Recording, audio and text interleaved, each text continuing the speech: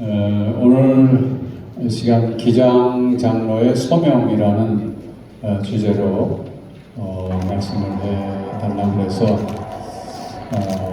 참 거절을 할까 말까 하다가 그냥 순종하는 마음으로 왔는데 이런 주제를 왜 나한테 하라고 했을까 참 여러 가지 많은 생각을 하게 되었습니다.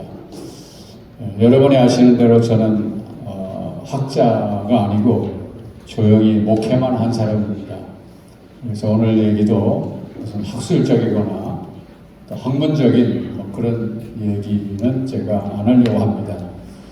물론 학술적으로 이론적으로 하라고 하면 뭐 할 수 있겠지만은 그러나 대개 그런 얘기들은 우리가 책으로 자세하게 이렇게 보면서 공부를 해야 제대로 들어오지 말로 들어가지고는 별로 그렇게 감동이 안 될 것 같아서 그냥 쉬운 얘기로 여러분에게 말씀을 드릴까 생각을 합니다. 요 위에 거 좀 꺼주시면 좋겠네요. 눈이 부셔서. 이 앞에 거 위에 달려있는 건 꺼주시면 여기만 그냥 켜주시면 좋겠네요. 눈이 너무 부셔서. 유발 하랄이라고 하는 히브리 대학의 역사학자이면서 사회학자인 사람이 쓴 책이 있죠. 호모 데우스라고 하는 책이 있습니다. 상당히 두꺼운 책이고 또 재미있는 그런 얘기인데 그 책의 서문에 보게 되면 이런 얘기를 하고 있습니다. 과거의 전 세계인들의 관심은 세 가지 관심이 있었는데 첫째는 어떻게 하면 전쟁에서 벗어날 수 있을까? 하도 전쟁을 많이 치렀고 많은 사람이 죽었기 때문에 전쟁 없는 세상을 만들어보자. 그런 것에 이제 관심을 가졌어요. 두 번째는 어떻게 하면 가난에서 벗어날 수 있을까? 너무나 가난하고 굶주렸기 때문에 우리나라만 해도 과거에 얼마나 가난하고 굶주렸습니까? 그래서 어떻게 하면 좀 가난해서 벗어날 수 있을까?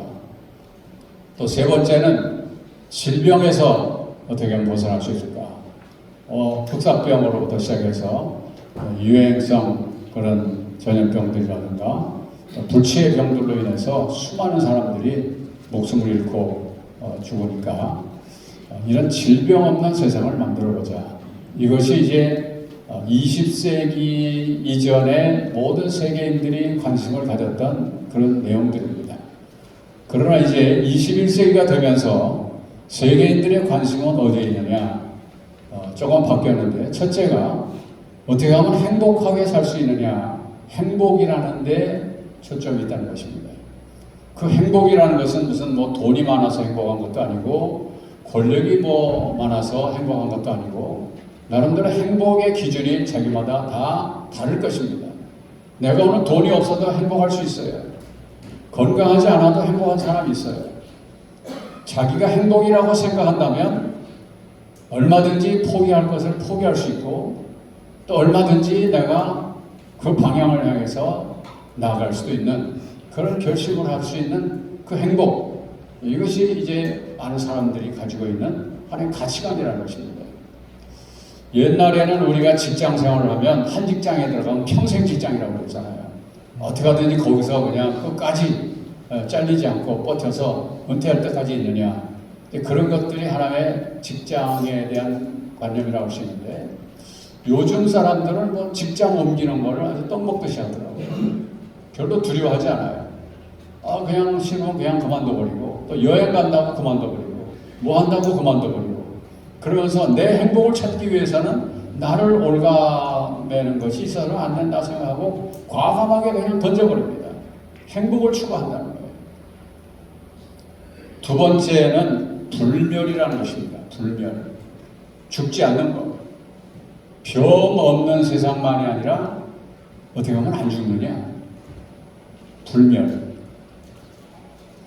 또 마지막에 세 번째는 신성이라는 겁니다. 신성. 호모데우스. 이 책 이름이 호모데우스인데 호모라는 게 인간이지 않습니까? 데우스는 신, 하나님. 그러니까 인간적인 신. 뭐 신이 된 인간, 뭐 여러 가지 번역을 할 수 있겠죠. 사람이 신이 되겠다고 하는 신적 자리까지 올라가겠다는 것이 이제 21세기를 사는 사람들의 욕망이라는 것입니다. 레이 커즈웰이라는 사람이 쓴 특이점이 온다라는 책에 보면 이제 2045년에서 2050년이 되면 인간의 수명이 최소한 150살에서 200살까지 갈 수 있다는 거예요. 별로 아멘을 안 하시나요? 오래 살기 싫으신 거다요. 2045년이면은 지금부터 약 한 20년 조금 더 남았거든요. 그러면 150살이 되고 200살이 된다는 거예요. 요즘 AI가 많이 발달해가지고 로봇가 뭐 모든 일을 다 감당하고 있지 않습니까? 아이브레인이라는 게 있는데 아이브레인이 나오면 사람의 생각을 다 판독해낼 수 있대요. 컴퓨터에 그냥 뭐 이렇게 내 머리에 꽂고 컴퓨터 연결시키면 내 생각하는 게 컴퓨터에 쫙 나온다는 거예요. 내가 생각만 해도 지가 알아서 차차차차 친다는 거예요.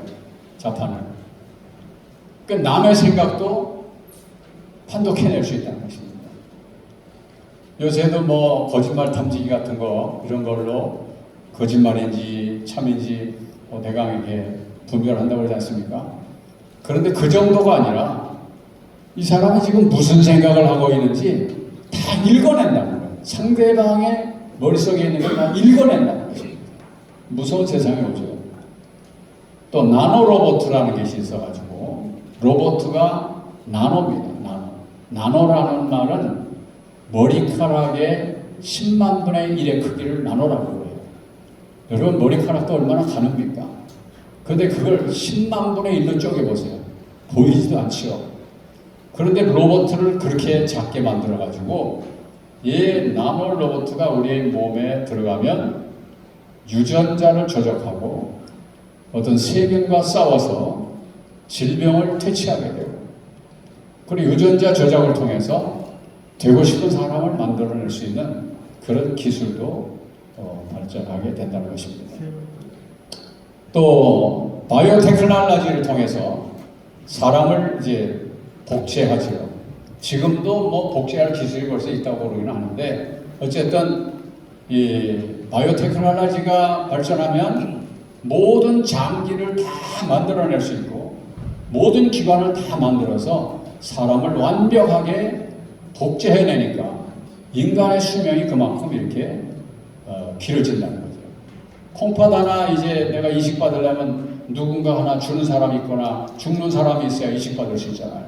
그런데 2045년 이후에는 이 3D 기술이 얼마나 발전하는지 내 몸에 맞는 똑같은 것을 그대로 복제해낼 수 있다는 것입니다. 그냥 갈아 끼우면 된다는 거예요. 눈도 갈아 끼우면 된다는 거예요. 팔도 잘라지면 갈아 끼우면 돼요. 다 만들어서 갈아 끼웁니다. 그러면 뇌는 어떻게 할 거냐? 뇌도 만들 수 있냐? 복제를 하면 뇌는 왜 복제를 못 하겠습니까?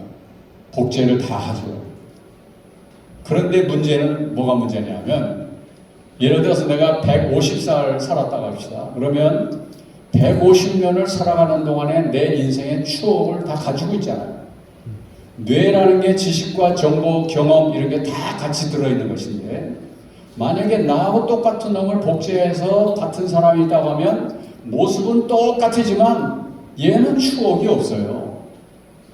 그 뇌 속에 추억이 없다고. 그냥 백지라고. 그러면 내가 이렇게 옮겨 타면 나는 완전히 멍청한 사람이 되잖아요. 그런데 내 머릿속에, 뇌 속에 무슨 칩을 딱 이렇게 꽂든지 연결하든지 USB 같은 걸로 딱 옮겨가지고 빼내서 그 새로운 놈한테 탁 껴버리면 내 모든 지식과 정보와 체험과 추억이 싹 넘어간다는 것입니다. 그러면 나라는 존재는 거기 싹 옮겨 타고 늙은 나는 이제 폐기해버리고 그러면 나는 이제 새로운 젊은 내가 되는 것입니다. 그래서 또 150년 살다가 또 그렇게 해. 그러면 또 젊어져. 그게 죽지 않고 영생한다는 것입니다. 할렐루야. 앞으로 그런 시대가 온다는 것이에요. 그래서 이러한 시대에 이 유발 하랄리가 이 책에서 말하는 것은 이런 초과학 시대가 지금 오고 있는데 이렇게 사람이 영생하고 신의 위치까지 올라가겠다고 하는 이런 시대가 되었는데 지금 실제로 구글 회사에서 이걸 지금 다 연구하고 지금 진행하고 있다고 해요. 구글에서. 이런 시대에 과연 종교가 무슨 의미가 있느냐? 이런 시대에 교회가 무슨 의미가 있느냐? 이런 시대에 사람들에게 하나님이라는 존재가 무슨 의미가 있냐? 그래서 하나님을 떠나거나 하나님이라는 존재, 신은 없다. 교회 필요 없다. 종교라는 거 필요 없다. 이런 시대가 되지 않겠냐? 그렇다면 교회는 어떻게 해야 되느냐? 교회에 대한 위기의 경고를 얘기하고 있습니다. 여러분 지금 젊은이들 다 이렇게 보면 교회 안 오잖아요. 뭐 여러 가지 이유가 있겠죠. 자기 다니는 교회에서 뭐 실망했든지 아니면 프로그램이 좋지 않든지 친구가 없든지 뭐 관심이 없어요. 아예 젊은 애들이. 심지어 대학에서 대학생들이 나 교회 다닌다 그러면 다른 친구들이 그런데요. 넌 아직도 그런 데 다니냐? 그런 데 다니냐라고 그러네요. 관심이 없거든요. 지금 이런 시대도 그런데 이제 앞으로 더 과학이 발전하면 사람들에게 종교라는 것, 교회라는 것, 하나님이라는 것 절대로 관심거리가 아니라는 것입니다. 거기다가 세상은 점점 더 이제 죄악이 깊어져서 유명한 영국의 작가인 C.S. 루이스라는 사람이 피고석의 하나님이라고 하는 책에서 이런 얘기를 합니다. 오늘날 현대인들에게 복음이 전파되지 않는 이유가 5가지가 있다고 해요. 다른 것 빼고 2가지만 말씀드리겠는데 하나는 죄의식이 없기 때문에 복음을 받아들이지 않는다.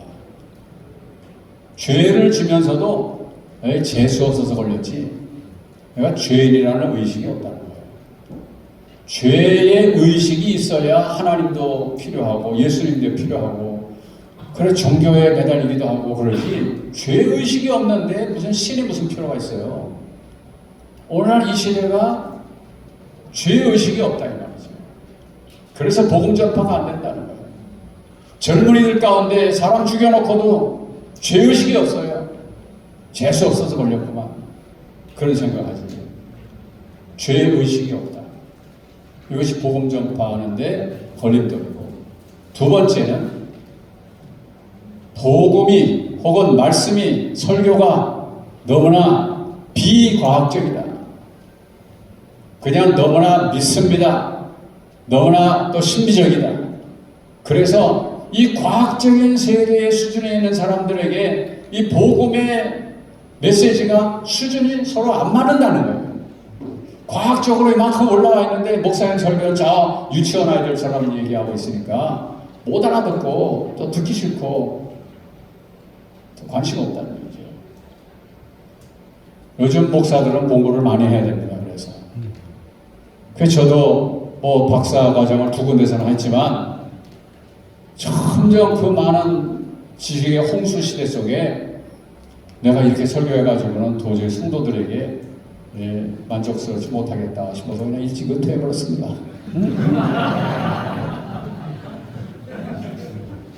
정말 공부 많이 해야 됩니다. 그런 점에서 여러분들 목사님을 공부 많이 할 수 있도록 그렇게 도와드리십시오. 공부할 수 있는 기회가 있거나 혹은 하겠다고 하면 얼마든지 여러분 좀 후원해 주시기를 바랍니다. 그래서 목사의 실력만큼 교회가 실력이 올라가는 거예요. 믿습니까? 목회자가 수준이 떨어지면 교인도 수준이 똑같은 사람 되는 거예요. 그래서 목사가 수준이 올라가야 그래야 교인들의 수준도 올라가고 수준이 학교도 마찬가지지만 학교도 그 공부 못하는 아이들 중심으로 하면은요 거기서 인재가 잘 안 나와요. 그런데 못하는 놈 못하는 대로 두고 잘하는 놈한테 맞추면 잘하는 애가 거기 나오게 되고, 그래서 서울대학도 들어가고 어디 모두 들어가고 그러면서 그 학교가 유명해지고, 그래서 또 몰려들고 그러는 거지. 너무 열등생 중심으로 그렇게 해버리면 인재가 안 나온다니까요. 교회도 우리 기자회 무슨 뭐 화살촉이라고 그러면서 지금 얼마나 뒤떨어져 있습니까?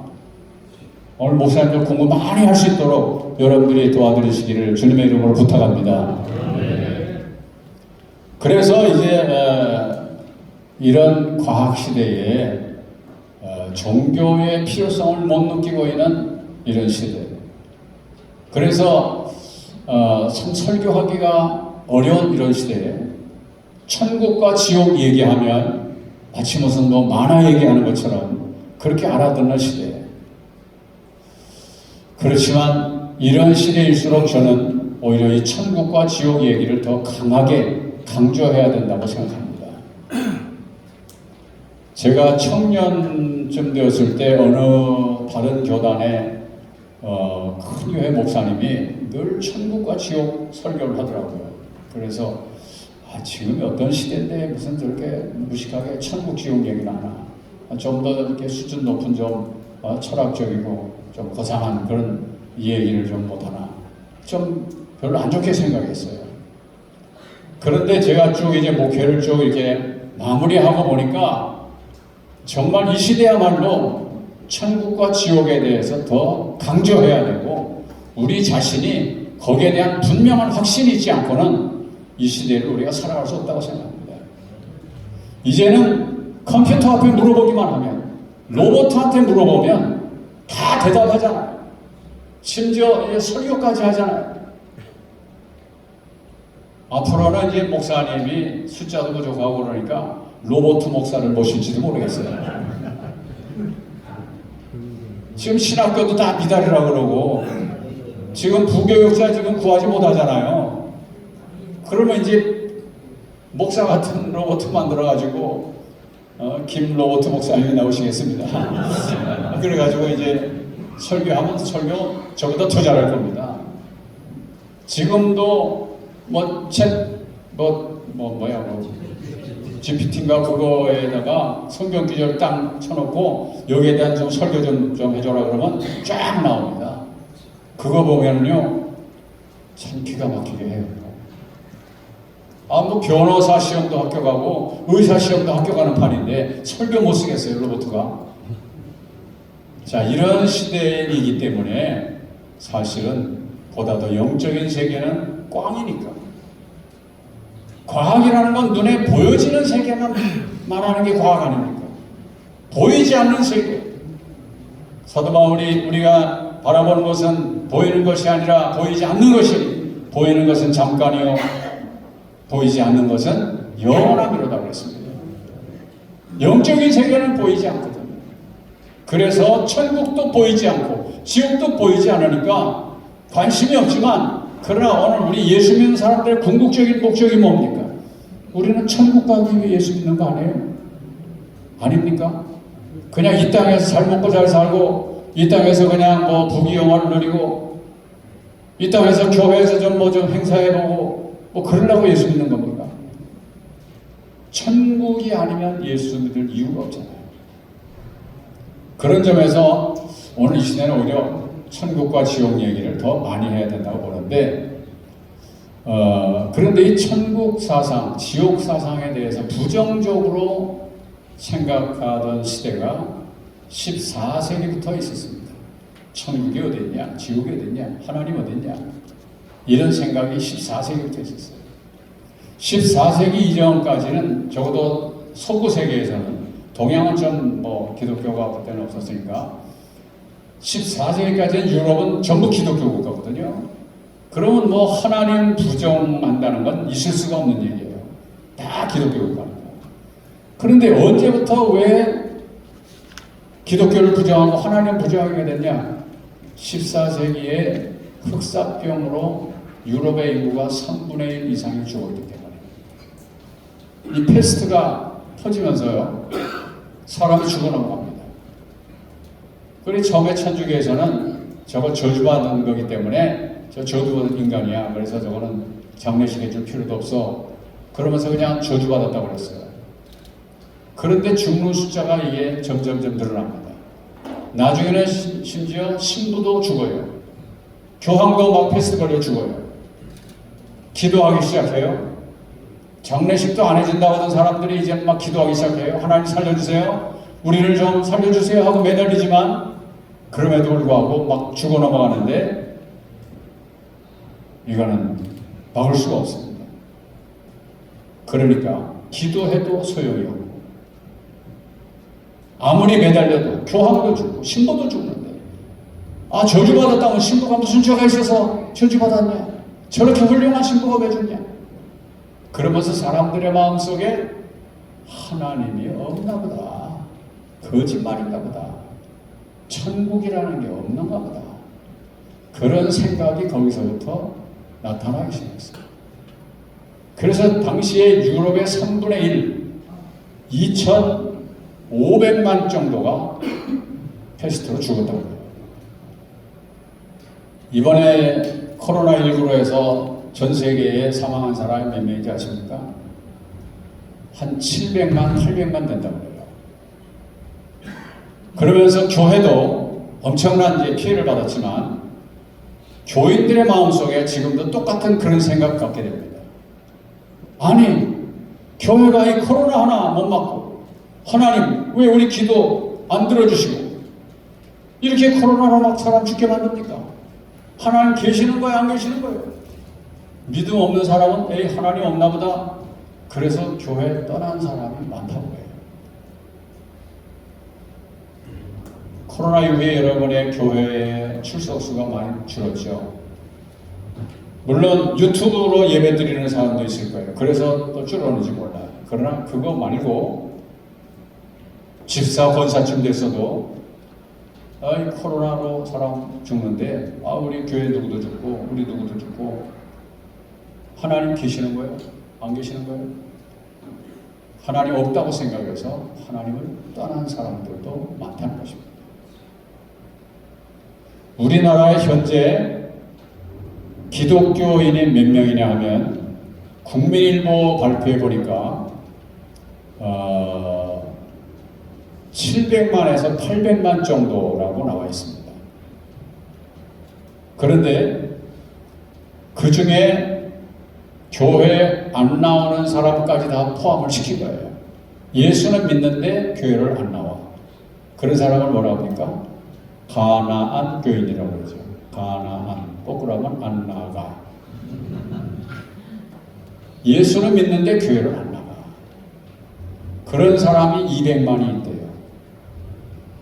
그러면 교회 나오는 사람이 지금 500만, 600만 정도 안 된다는 거죠. 거기에 또 뭐가 포함되어 있냐면 2단 숫자. 2단이 100만 명 정도 된대요. 그러면 실제로 우리 믿는 사람이 몇 명이냐? 400만에서 500만 정도밖에 안 돼요. 과거에 우리는 1000만 명, 1200만 명, 이걸 자랑했잖아요. 우리 기장도 제일 많은 숫자가 한 30만 좀 넘었을 때인 것 같은데 코로나 끝나고 지금 최근 10년 사이에 10만 명이 줄었다고 합니다. 그러면 지금 20만 채 안 된다는 거예요. 우리 기장 정신 차려야 됩니다. 물론 다른 교단들도 다 이렇게 줄었지만 퍼센테이지로 볼 때 기장의 감소율이 가장 큰 감소율을 보이고 있어요. 여러분, 무엇 때문입니까? 오늘 우리 기장교회도 천국 지옥을 분명하게 확신을 갖지 않으면 언제라도 교회를 떠날 수밖에 없어요. 그러나 우리는 천국과 지옥, 이 사상이 나에게 분명하다면 아무리 어떤 어려움, 혼란이 온다 할지라도 결코 교회를 떠나지 않을 것입니다. 여러분, 초대교회가 그 사람들의 신앙이 어디에 있었습니까? 천국 신앙에 있었어요. 곧 주님이 오신다고 생각했고 곧 천국이 도래할 것으로 생각했어요. 그리고 내가 지금 화형장에 끌려가든지 사자에게 물려 죽든지 창에 찔려 죽든지 내가 순교를 당해도 나는 천국 간다. 그 믿음이 확실했기 때문에 오히려 점점 더 예수 믿는 사람들이 더 늘어났다는 것입니다. 날마다 믿는 자의 수가 더해가니라 그랬잖아요. 그 시대가 편안한 시대가 아니었습니다. 박해하고 핍박하고 막 죽이고 하던 시대예요. 얼마나 많은 사람들이 몰렸는지 역사가 요세푸스에 의하면 그 당시에 로마는 모든 신을 다 그대로 믿을 수 있도록 종교의 자유를 줬대요. 이거 믿어주고 저거 믿어주고 다. 그래서 신전들이 많잖아요. 그런데 예수 믿는 사람들이 얼마나 많이 모이게 되는지 그 신전들이 막 텅텅 빌 정도로 막 죽이고 그냥 화양당하고 사자에 물려주고 그러는 판국인데도 그냥 예수 믿겠다고 막 땅속으로 막 기어들어가면서라도 믿겠다고 그렇게 들어왔다는 거예요. 이게 초대교회 신앙입니다. 오늘 그런데 우리는 그런 천국 지옥에 대한 생각이 없으니까 그냥 막연한 천국, 막연한 지옥, 그리고 이 땅에서 어떻게 잘 먹고 잘 살까, 한 자리 해볼까, 늘 그런 생각만 가지고 있기 때문에 우리 기독교는 힘을 잃었고 많은 사람들에게도 영향력을 끼치지 못하는. 양화전에 가면은 우리나라에 왔던 선교사들 무덤이 있죠. 우리가 정말 감사해야 할 일은 그 선교사들이 하찮은 사람들이 아니었습니다. 다 자기 나라에서 박사고 의사고 아주 고학력자들 이런 사람들이 성령에 불타가지고 사명감에 불타서 이 조선 땅, 여러분 그 당시에 조선이라는 나라가 뭐 알려졌겠습니까? 그냥 어둠의 나라, 캄캄한 나라, 무식한 나라, 가난한 나라, 이런 천구석에 그런 박사 의사들이 와가지고 자기 목숨을 막 20대 때, 30대 때 막 젊은 나이에 막 죽어가면서 복음을 전하겠다고. 저는 가끔 부흥회를 다니면서 시골 이제 벌자기 같은 그런 교회에 가보면 그 교회 역사가 100년이 넘었어요. 야, 100년 전에 그 선교사들이 어떻게 여기까지 내려왔을까? 나는 그분들의 그 열정과 그 믿음의 헌신이 보통이 아니라는 게 피부로만 와닿더라고요. 그들이 뭐 때문에 그랬겠습니까? 거기서 무슨 자기들이 출세하려고 이름 내려고 우리나라에 지금 한국교회에서 자기 이름 남기려고 그렇겠습니까? 오직 하나님의 나라, 천국에 대한 비전과 꿈이 그들에게는 확실했기 때문에 그들이 우리나라에 와서 복음을 전해줘서 오늘 우리가 이만큼 잘 살게 되고 또 교회와 또 우리의 믿는 사람들이 이렇게 많아질 수 있는 축복을 누리게 된 줄을 믿습니다. 누가복음 16장에 보게 되면 부자와 나사로 얘기가 나옵니다. 부자와 나사로. 이 천국에 대한 비유인데 물론 모든 비유가 다 예수님께서 천국에 대한 비유를 말씀하세요. 천국은 이와 같으니 마치 밭에 씨를 뿌리는 자와 같다. 또 달란트 비유.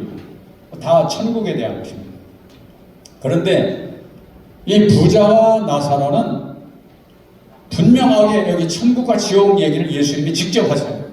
이건 바울이 한 얘기도 아니고 제자들이 한 얘기도 아니고 예수님이 직접 천국에 대해서 부자가 죽어서 음부에 떨어졌다. 지옥에 떨어졌다는 거예요. 그리고 거지가 죽어서 천국에 하늘나라에 아브라함 품에 안겼다. 분명하게 예수님이 말씀하고 있습니다. 우리는 성경에 뭐 천국 지옥이 어디 있냐 그럴 말할 필요가 없어요. 이미 예수님께서 직접 말씀하셨거든요. 그런데 이 비유를 이제 보시자면 왜 부자는 지옥에 떨어지고 왜 거지는 천국의 아브라함 품 안에 안겼을까요? 부자는 모두가 다 지옥에 간답니까? 하기사 예수님께서 말씀하시기를 부자가 천국에 들어가는 것은 낙타가 바늘귀로 들어가는 것보다 쉽다, 어렵다? 어렵다. 낙타가 바늘귀로 들어가는 게 가능해요, 불가능해요? 요새 어떤 신학자는 그 바늘귀라는 게 실로 꿰매는 바늘 그걸 말하는 게 아니라 무슨 예루살렘의 그 성문 큰 문 옆에 조그만한 쪽문이 하나 있는데 그 쪽문 이름이 바늘귀다. 이렇게 해석하는 분도 있어요.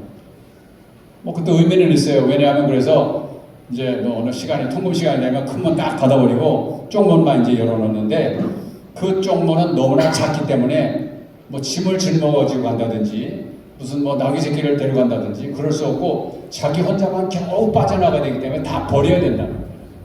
그러니까 천국에 들어가려면 다 버려야 된다. 뭐 그런 얘기예요. 그래도 어쨌든 통과를 하잖아요, 그거는. 근데 예수의 비유는 그 얘기가 아닙니다, 실상. 그냥 바늘 그 자체예요. 그 바늘기 거기에 낙타가 들어갈 수가 없어요. 근데 부자가 천국에 들어가면 그것보다 더 어렵다니까.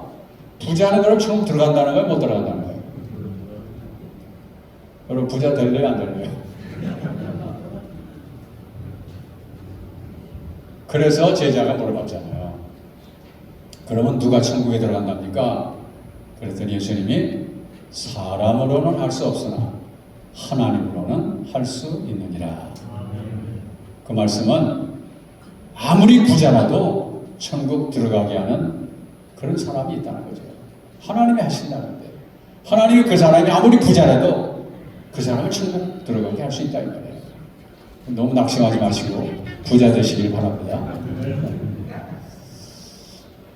이 비유는 그 듣는 대상이 바리새인이었어요. 바리새인. 바로 바리새인 너희들 그 당시에 바리새인들 뭐 사두개파들 서기관들 제사장들 전부 다 고위급이고 다 재산이 많고 떵떵거리던 사람이었어요. 그런데 문제는 그 사람들은 하나님에 대해 별로 관심이 없었어요. 그리고 예수님은 그냥 잡아 죽일 생각만 했죠. 여러분 여기 부자가 뭐 하다가 원고에 떨어졌습니까? 날마다 호의호식하고 즐기다가 음부에 떨어졌다는 거예요. 그 바리새인들 그 사람들이 맨날 자기들끼리 모여서 호의호식하고 그냥 즐기다가 메시아가 왔는데도 메시아 몰라보고 관심 없고 오히려 죽일 생각만 하고 있는데 너희들 그러다가 죽는다. 지옥 떨어진다 이 말이에요. 바리새인들이 누굽니까? 형식주의자, 율법주의자, 위선주의자, 외식주의자, 그 날마다 호의호식하고 있어요. 어쩌면 오늘날 현대의 그리스도인이 그런 모습일지도 몰라요. 우리가 없을 때에는, 가난할 때는 이렇게 좋은 건물이 어디 있어요? 예배당도 다 막 비가 줄줄 새고 마룻바닥이나 콘크리트 바닥, 차디찬 그런 바닥에도 새벽에 와서 애기 들쳐업고 와서 막 하나님 앞에 기도하고 철야도 밤을 새워가면서 철야기도 하고 그때는 그랬는데 지금은 이제 먹고 살만하니까 이제는 철야도 힘들고 새벽 기도도 힘들고 오후 예배도 힘드니까 한 번만 예배 드립시다. 오후 예배 없어진 데가 많아요. 얼마나 우리가 호의호식합니까? 교회도 보면 먹어 없애는 돈이 얼마나 많은지 몰라요. 노맨입니까? 한번 가슴에 손을 얹고 생각해보세요. 교회도 먹어 없애는 돈이 무지하게 많습니다. 어쩌면 우리가 바리새인인지 몰라요. 바리새인들끼리 서로 또 알력을 가지고 싸움하고 다투고 분쟁하고 서로 권력 다툼하고 우리가 바리새인인지 몰라요. 그게 바로 이제 이 부자라고 하는 것을 예수님이 경고하고 있습니다. 그러면 여기에 거지 나사로 이 사람은 왜 천국에 갔나? 아브라함 품에 안겼나? 거지라고 무조건 다 천국 갑니까? 그건 아니죠. 거지도 지옥 갈 사람 지옥 가고 천국 갈 사람도 천국 갈 사람 있어요. 이 거지는 그 당시에 갈릴리 사람, 천민들, 좀 빈민촌에 있는 사람, 갈릴리 사람들 되게 어려운 사람들이 많았을 때 예수님이 주로 또 거기서 많이 활동하셨죠. 그리고 그들은 다 예수님을 다 거의 영접했어요. 예수를 영접한 사람들은 바로 그런 사람들이었어요. 그러니까 예수님이 이 거지를 보여주면서 바로 이 나를 따르면서 갈릴리에 형편없는 사람들이지만 그들이 천국의 주인공들이 될 것이다. 그걸 말씀하는 겁니다. 그런데 한 가지 여기에 좀 자세히 들여다볼 게 있는데 거지의 이름이 나와요. 부자 이름은 안 나오는데 거지의 이름이 나오는데 나사로라고 이름이 나옵니다. 여러분 비유가 많이 나오지만 사람을 소재로 해서 나오는 그 비유의 가운데 이름이 나오는 비유는 요 부자와 나사로 요 얘기밖에 없어요. 뭐 씨 뿌리는 비유에 무슨 씨 뿌리는 사람 이름이 나오지 않고 달란트 비유에 달란트 뭐 가진 사람의 이름이 나오지 않아요. 탕자의 비유에도 탕자의 이름이 나오지 않습니다. 탕자의 이름이 누굽니까? 탕자예요. 탕자 형의 이름이 누굽니까? 누가 그러는데 탱자라고 그러더라고요. 다 이름이 안 나와요. 그런데 부자와 나사로에만 거지 나사로 요 이름이 있어요. 요건 아주 정말 특별한 것 같아요. 왜 요 사람에게만 나사로라는 이름을 썼을까? 나사로의 이름의 뜻은 하나님은 나의 도움이시다. 그런 뜻입니다. 한번 따라 보실까요? 하나님은 나의 도움이시다. 이 나사로라는 이름의 뜻이 하나님은 나의 도움이시다라고 하는 뜻인데 그렇다면 그 이름을 누가 지었겠어요? 부모님이 지었겠죠, 당연히. 그러면 부모가 하나님은 나의 도움이란 이름을 지어줄 정도면 부모도 신앙이 있는 사람이에요, 없는 사람이에요? 당연히 있는 사람이죠. 그러면 그 신앙의 집에서 자란 나사로라고 하면 나사로도 역시 신앙을 가진 사람이고 그리고 예수님이 지금 이렇게 이야기하는 거기에 주인공으로 나온 거 보면 예수님을 따르는 사람이라는 걸 알 수 있어요. 거기다가 이름이 있다는 사실은 실제적 인물이라는 거예요. 실제적. 가상인물이 아니라는 거예요. 실제 인물이라는 거예요. 그리고 이것은 실제 사건이라는 거예요. 비유이지만 나사로라는 사람이 있는데 바로 천국에 가 있다. 그 사람은 실제고 저 천국도 실제다. 그걸 말씀합니다. 그러면 이 나사로는 분명 신앙의 과정에서 신앙적으로 예수님을 따랐는데 나는 한 가지 알고 싶은 게 있어요. 구약의 개념으로 보면 구약에서 하나님을 잘 섬기면 뭐 나아가도 복을 받고 들어와도 복을 받고 네 떡반죽 그릇이 복을 받고 뭐 무슨 광주리가 복을 받고 다 복을 받는다고 그랬는데 그러면 그런 집에서 자라고 그렇게 신앙생활을 했더니 이 아이가 이 나사로는 왜 거지가 됐냐 이거예요. 궁금하잖아요. 나는 천국 가서 그걸 물어보고 싶어요. 왜 거지가 됐냐. 그것은 우리가 예수 믿고 잘 될 수도 있지만 예수 믿어도 거지가 될 수 있다는 걸 전제하고 있습니다. 우리가 예수 믿다가 실패할 때 있죠. 예수 믿다가 병들 때도 있어요. 예수 믿다가 그냥 망할 때도 있어요. 그렇다고 그 사람에서 저주받은 게 아니고 아무리 예수 잘 믿어도 그럴 수 있다는 걸 우리가 인정해야 합니다. 그런 사람 놓고 잠깐만 너 무슨 죄가 있는 것 같아 그러면서 잠깐만 이렇게 뭐 핀잔족으로만 사람 2번 죽이는 거예요. 그러니까 그런 사람 자꾸 교회를 떠나잖아요. 우리 장로님들은 그런 얘기하면 안 됩니다. 예수 믿어도 그럴 수 있는 거야. 힘을 내. 그러면서 오히려 위로를 해주고 격려를 해줘야지.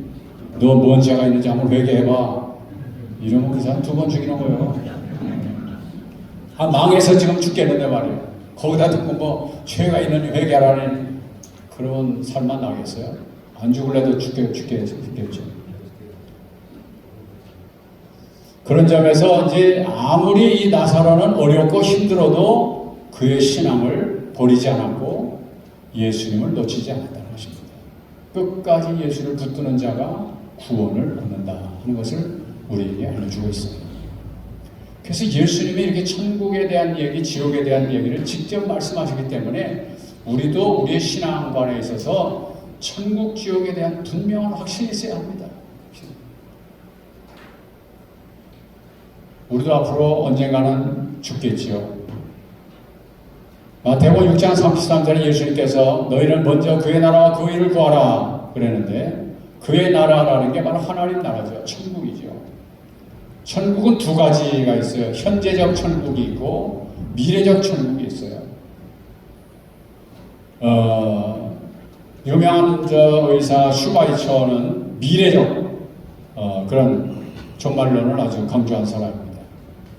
그런가 하면 오늘날에 또 현재적 이런 그 하나님 나라도 있다는 거예요. 불투만 같은 신학자들은 현재적 하나님 나라를 강조합니다. 유럽은 대개 현재적 하나님 나라를 강조했어요. 그래서 우리가 살고 있는 이 현실, 이 세상을 하나님 나라로 만들자. 그러면서 이제 유토피아를 건설하겠다고 이제 많은 노력을 해서 유럽은 우리보다 훨씬 이렇게 좀 잘 살기도 하고 사회복지제도가 잘 되어 있는 그런 세상을 만들기는 했어요. 그러나 문제는 교회가 텅텅 비어버렸고 더 이상 그들은 예수를 안 믿고 문화는 기독교 문화를 가지고 있는데 그들의 정신과 영혼은 하나님의 백성이 아니라 이 말이에요.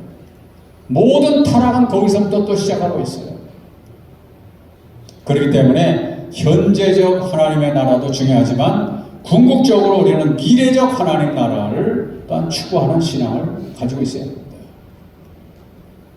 사람은 다 죽음에 대한 두려움을 가지고 있습니다. 저도 이제 나이가 70이 넘으니까 이제 살 시간이 그렇게 많지 않겠구나 하는 생각이 느껴집니다.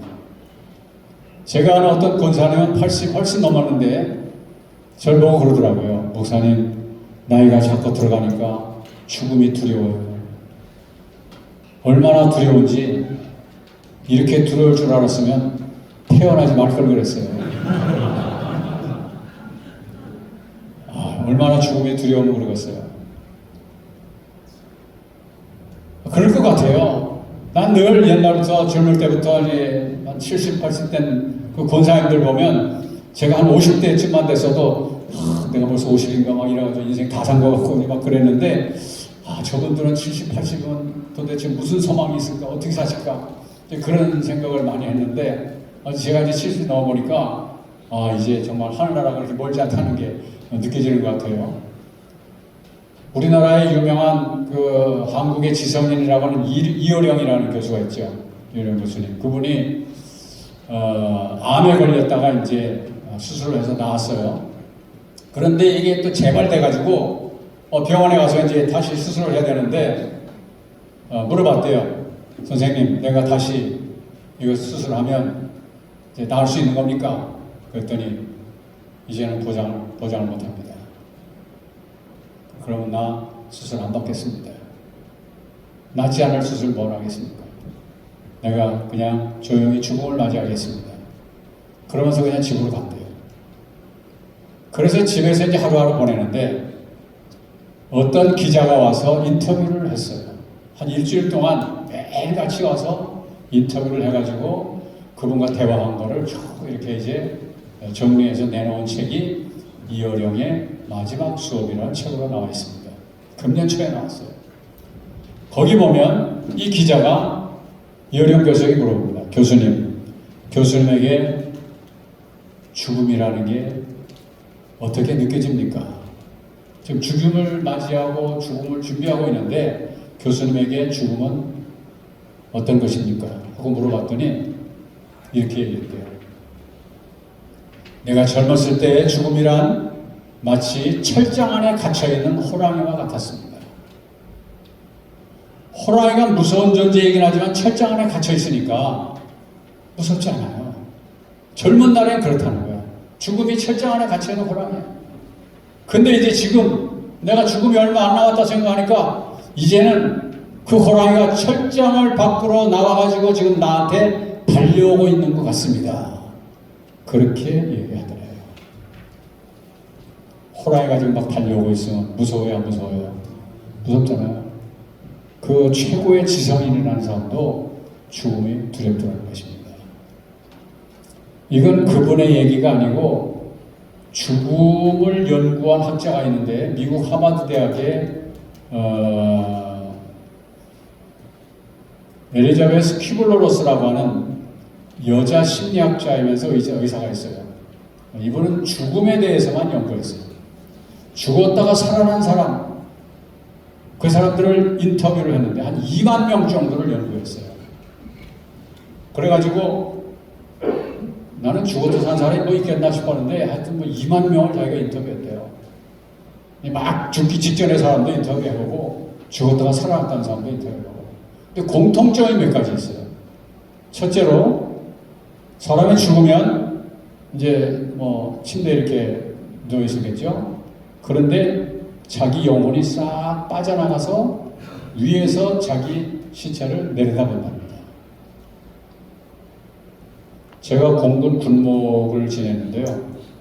저 사천 비행장에서 제가 근무할 때인데 우리 교인 가운데 어떤 여집사님이 김아무개 집사님인데 젊은 집사님인데 자기가 간증을 하는데 목사님 나 죽었다 살아났습니다.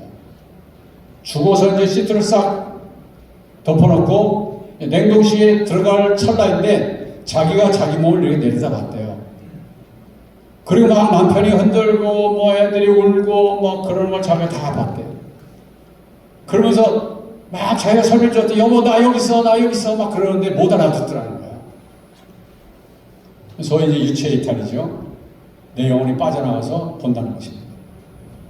그 다음 두 번째는 사람이 죽을 때 꼭 보고 싶은 사람이 있는데 못 보고 죽는 사람 있잖아요. 그럼 못 보고 죽는 사람 눈을 뜨고 죽어 이렇게. 그런데 이분 얘기로는 간증자들의 얘기가 그렇게 못 보고 죽었어도 딱 죽고 나면 그 영혼이 보고 싶은 상대가 아무리 지구 반대편에 있다 할지라도 순식간에 가서 보고 올라간답니다. 그냥 뭐 한이 없이 간대요. 못 봤다고 눈 뜨지 마시고 잘 눈 감으시기 바랍니다. 그런 다음에 이제 세 번째는 그 영혼이 어떤 산을 이렇게 넘어가기도 하고 숲을 지나가기도 하고 또 강을 지나가기도 하고 우리 기독교식으로 하면 요단강을 건너가겠죠. 또 무슨 다리를 건너가고 이런 게 이제 공통적이래요. 그러다가 어떤 터널을 또 쫙 캄캄한 터널을 지나간대요. 그러다가 터널이 탁 지나가면 환한 세계가 쫙 나오게 되는데 빛의 세계가 나온대요. 그런데 그 빛의 세계에 딱 들어가는 순간에 얼마나 편안한지 정말 세상에서는 경험할 수 없었던 놀라운 평안함이 그때 느껴집니다.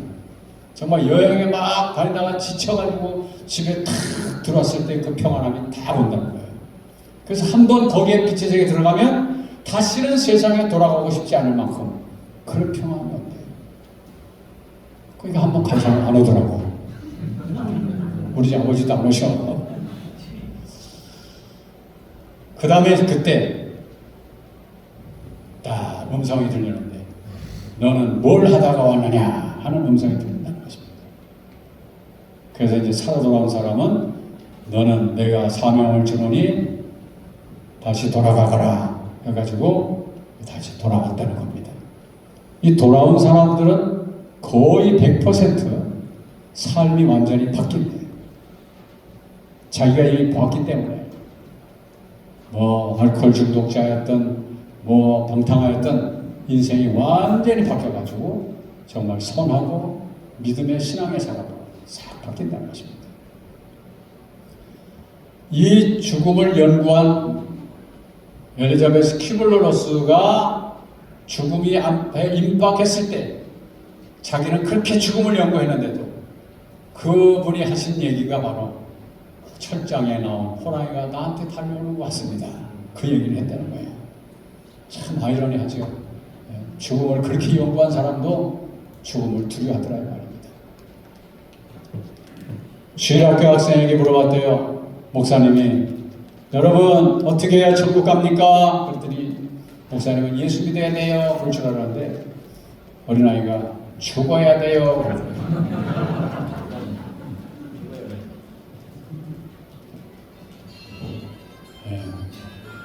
우리가 하나님 나라에 대한 확실한 믿음이 없이는 신앙을 우리가 유지할 수 없어요. 우리는 이 땅에서 하나님의 나라를 이루어야 되는데 시간이 없으니까 간단하게 얘기하겠습니다. 이 땅에서 우리는 하나님 나라를 체험하고 또 하나님 나라를 맛볼 수 있는 곳이 바로 교회지요. 교회. 그래서 교회에서 어떻게 하나님 나라를 체험하느냐, 어떻게 천국을 체험하느냐, 그게 바로 예배이고 찬양입니다. 우리는 찬양과 예배를 통해서 천국을 경험하는 거예요. 여러분, 어떤 마음으로 예배를 드렸습니까? 어떤 마음으로 찬양했습니까? 교회가 교회되는 것은 교회 안에 찬양이 살아있고 예배가 살아있을 때 거기서 천국을 경험하는 거예요. 여러분, 하늘나라, 요한계시록의 하늘나라는 뭐만 나옵니까? 전부 다 찬양만 나오잖아요. 24장로들로부터 해서 다 찬양만 나옵니다. 천사들까지 내 생물 전부 다 찬양하지 않습니까? 찬양하는 것이 하나님 나라예요. 그러니까 찬양을 통해서 하나님 나라를 경험하지 못하면 그 신앙 헛생활하는 거예요. 예배도 마찬가지입니다. 예배를 통해서 내가 하나님 나라 천국을 경험해야지, 천국을 경험하지 못하는 예배라면 공신 거예요. 그야말로 공예배였고, 여러분, 신령과 진정으로 드리는 예배는 그 예배를 통해서 천국을 체험하는 것입니다. 설교가 뭐냐? 설교가 하나님 말씀을 전하는 거지만 천국을 체험케 하는 겁니다. 예수님을 만나세요, 하나님을 만나세요 그러지만 만나게 해줘야 만나지. 설교는 그래서 만나게 해주는 거고 천국을 체험하게 해주는 거예요. 예배 전체가 그렇게 이끌어져 가야 됩니다. 장로님들은 바로 그 역할을 해야 됩니다. 그래서 새로운 성도들이나 믿음이 열악한 사람들에게 오늘 예배에 나와서 천국을 경험해봐, 찬양을 통해서 천국을 경험해봐, 그럴 때 사람이 변화되는 겁니다. 왜냐하면 예배를 통해서 성령이 역사하는 거기 때문에, 찬양을 통해서 성령이 역사하는 거기 때문에. 여러분, 천국은 누가 소개하는 게 아니에요. 누가 그냥 가르쳐주는 게 아니에요. 그것은 성령이 나를 체험하게 하는 거예요. 찬양도 그냥 소리만 낸다고, 노래만 한다고 찬양이 아니라 그 찬양 속에서 성령이 역사할 때 그 사람에게 천국이 임하는 거예요. 우리 기장교회가 바로 거기에 좀 약점이 있어요. 신학적으로도 위대하고 이론적으로 논리적으로 학문적으로 뛰어나지만 그러나 이보다 보이지 않는 하나님의 성령의 역사, 여기에 조금 약점이 있는 것 같아요. 저는 원래 어릴 때 통합 측에서 자란 사람이기 때문에 거기다가 또 아주 유명한 부흥사 밑에서 제가 자랐어요. 그래서 그런 얘기는 하도 많이 들었고 그런 체험도 많이 있지만, 우리 기장에 내가 한신대학에 와보니까 내가 번지수를 잘못 찾았나 그런 생각도 좀 들더라고요. 그래도 내가 끝까지 남아있었던 것이 하나님의 은혜라고 생각합니다. 어쨌든 우리 기장에 그런 성령의 역사가 있을 곳이 바로 찬양과 예배라는 사실을 기억하시기 바랍니다. 그 찬양할 때 힘을 다하여 찬양하시고 예배할 때 온 마음을 다해서 예배하시기 바랍니다. 두 번째로 우리 하나님의 나라를 위해서 산다고 하는 것, 저 천국, 미래의 천국은 오늘 현재의 천국을 통해서 미래의 천국이 이루어집니다. 내가 오늘 여기서 어떻게 사느냐에 따라서 미래의 천국이 결정되는 거예요. 부자가 어떻게 살았습니까? 호의호식하고 날마다 그냥 즐기며 살았더니 음부에 떨어졌어요. 그 산대로 내려간 거예요. 오늘 내가 어떻게 사느냐에 따라서 천국이 결정되는 겁니다. 지금 사는 삶이 천국 같은 삶이라면 그것은 그대로 천국과 연결될 것입니다. 현재와 천국이 뚝 떨어진 세계가 아니라 지금 현재 천국을 살고 있을 때 그 천국이 그대로 가는 거예요. 지옥도 마찬가지입니다. 지금 내가 지옥을 살고 있습니까? 지옥을 살고 있으면 그 지옥이 그대로 또 이 다음에 지옥과 연결되는 겁니다. 그런 점에서 오늘 현재를 천국을 산다는 게 중요한 것이죠. 그래서 로마서 12장 1절에 보게 되면 너희는 너희 몸을 하나님이 기뻐하시는 거룩한 산 제물로 드리라. 이것이 너희가 늘 영적 예배니라 그랬습니다. 영적 예배. 예배는 우리가 교회당에서 예배 드리는 것도 예배이지만 산 제물, 내 몸을 제물로 드리는, 아니 지금 뭐 구약도 아닌데 무슨 제물이 필요한가? 그런 제물, 양을 바치는 제물은 이미 예수님께서 이제 제물로 돌아가셨으니까 더 이상 드릴 필요가 없지만 우리는 산 제물을 드리라는 거예요. 다시 말하면 내 인생 전체, 내 삶 전체를 하나님을 위해서 드릴 수 있어야 한다는 말입니다. 그게 산 제물이에요. 여러분 안수가 뭔지 아십니까? 목사 안수를 받고 장로 안수를 받을 때 안수 받는 게 뭡니까? 그게 왜 안수를 받는 거예요? 안수 받는 거하고 안 받는 차이가 굉장하죠. 지금 우리 교단에는 권사 임직할 때 안수하지요. 예, 근데 보수 교단에서는 권사 임직 때 안수 안 합니다. 집사 안수 때는 하는데. 또 우리도 권사 임직 때 안 하는 데도 있어요. 내가 보니까 임직 안 하는 데도, 안수 안 하는 데도 있어요. 한 번은 저희 교회 권사님 임직식을 하는데 어떤 여집사님이 와가지고 목사님, 우리도 이제 권사하면 이제 평생직인데 우리도 안수해 주세요 그러더라고요.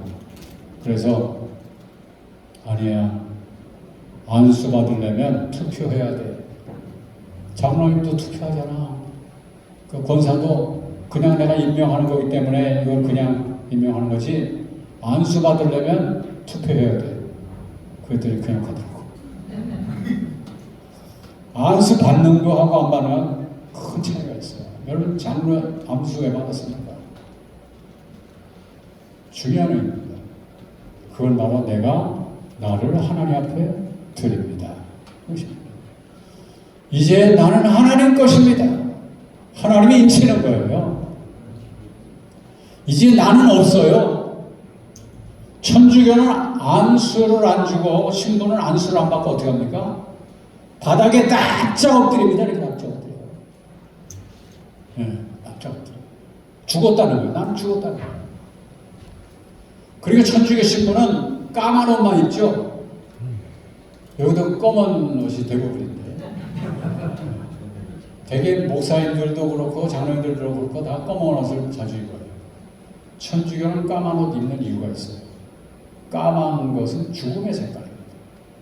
나는 하나님 앞에 죽었다 이 말이에요. 그거 알고 까만 옷 입으세요. 난 그래서 다국제고 까만 옷 안 입어요. 못 죽어가지고. 산 제물로 드리라.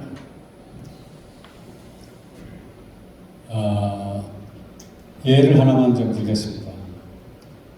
미국 아틀란타에 에모리 대학이 있는데, 에모리 대학 의과대학에 토니 라자라 박사라는 그 신경 무슨 뇌 수술을 하는 전문가가 있는데, 이분이 학교에서 굉장한 신임을 받고 아주 저명해가지고 엄청난 대우를 받았어요. 근데 저택과 굉장한 연봉과 뭐 자가용까지 다 최고로 해줬는데 어느 날 자기 마음속에 그런 것들이 만족스럽지 않더래요. 이게 나하고 뭔 상관인가? 이렇게 호화스럽게 산다는 게 나에게 무슨 의미가 있나?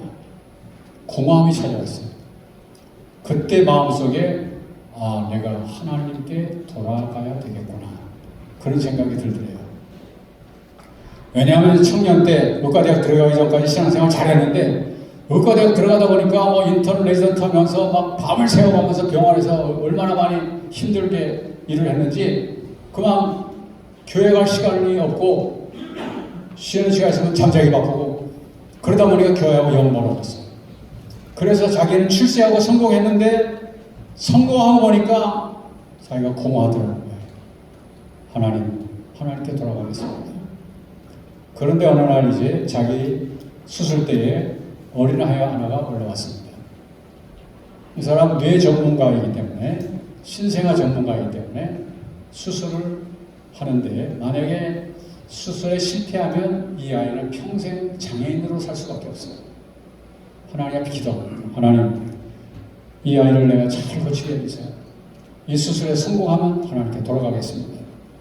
그리고 기도한 끝에 한 20시간에 걸쳐서 사투를 벌이며 수술할 끝에 이 아이를 정상적으로 고쳤습니다. 그리고 그 다음 주부터 약속한 대로 하나님 앞에 나갑니다. 그러면서 주일날 교회 오기 시작했어요. 그 교회를 몇 달 동안 이렇게 나가고 있는데 자기 마음속에 만족하지가 않아요. 내가 그냥 어디 놀러 가는 거나 병원에 있는 거나 아니 여기 와 앉아 있는 거나 뭐 다를 바가 뭐 있나 아무런 감동이 없더래요. 너무 이제 좀 회의적이고 그랬는데 왜 교회를 다녀야 되지? 이제 그런 마음이 들었어요. 그러다가 이제 어느 날 수술 때에 또 하나의 어린아이가 올라왔습니다. 이 아이는 실패하면 죽는 거예요. 이 아이의 목숨이 자기 손에 달렸어요. 하나님 앞에 기도합니다. 하나님, 이 아이를 잘 수술해서 살리게 해주세요. 살릴 수만 있다면 이제는 내가 나를 하나님께 드리겠습니다. 그렇게 기도했습니다. 25시간에 걸쳐서 사투를 벌인 끝에 이 아이를 완벽하게 고쳐냈습니다. 막 사람들에게 박수갈채를 받으면서 당신의 손은 신의 손입니다. 그러면 칭찬을 받았어요. 자기가 하나님께 약속한 대로 이제 나를 드리겠습니다 했으니까 그 다음에 학교에다가 사표를 냈습니다. 그 좋은 저택, 그 수억의 연봉, 좋은 자동차 다 내던지고 저 페루에, 남미 페루에 가서 빈민가에 가서 거기서 빈민촌에서 가난하고 헐벗은 자들의 의료 선교사가 됐어요. 그리고 한 3, 4년 지났는데 어떤 기자가 또 와서 인터뷰를 하더랍니다. 박사님, 그 좋은 연봉과 좋은 저택 다 내버리고 여기 오셨는데 과연 행복하십니까? 예, 나는 지금까지 내 인생 가운데 이렇게 행복한 적이 과거에는 전혀 없었습니다. 지금처럼 행복해보지 않았습니다.